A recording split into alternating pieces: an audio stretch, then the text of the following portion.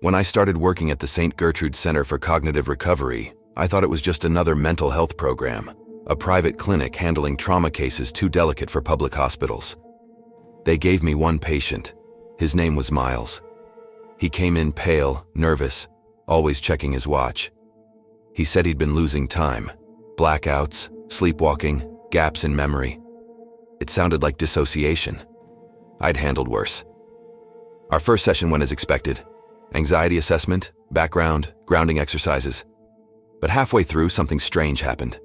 Miles stopped talking mid-sentence, looked up at me, and asked, "Do you think I'll remember this time?" It wasn't the tone. It was the phrasing. He said it like we'd done this before, but we hadn't, at least not according to my schedule. When he left, I checked his file.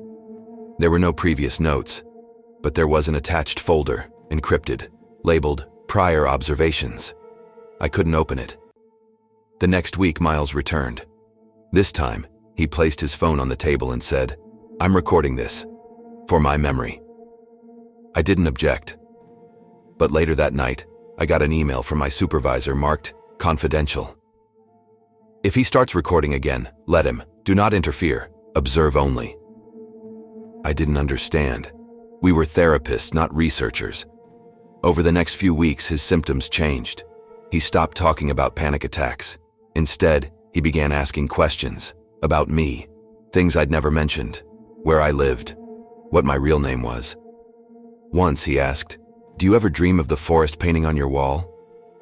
That stopped me cold. The painting had been in my office since I arrived. I'd never brought it up. I told him no. He smiled and said, "You will." That night, I did. A dream of a white room. Miles sitting across from me, smiling faintly. But this time I was the one speaking, and I said, "I don't think he knows he's the patient." I woke up in a cold sweat.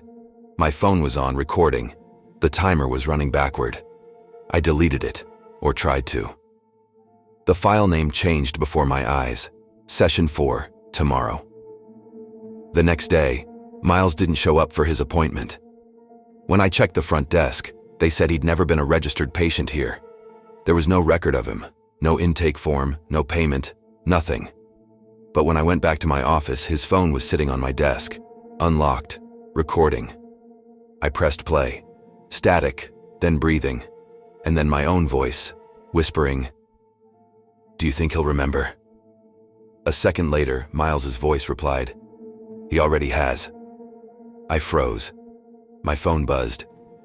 Unknown number. A text message.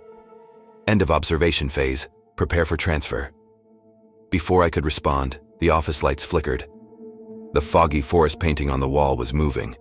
Not animated, rippling like water. And faintly, through the ripples, I could see the same white room from my dream. In it, Miles sat facing the camera. Only this time, he was wearing my clothes. The painting began to hum, low, rhythmic. My reflection in the frame wasn't copying me anymore. It was smiling. Then I heard it, a faint whisper from the recording on his phone. "Welcome back to the session." I blacked out. When I woke up, I was in a chair, not my office. A different room, white walls, lavender smell, camera in the corner. A voice spoke over the intercom. "Good morning, Dr. Lawson. Let's begin your memory assessment." The door opened, and Miles walked in. Clipboard in hand, smiling. He said, "You've made excellent progress. Let's keep recording." I looked down at the phone on the table. The red light blinked. It was already recording. The file name said, Session 1, Dr. Lawson.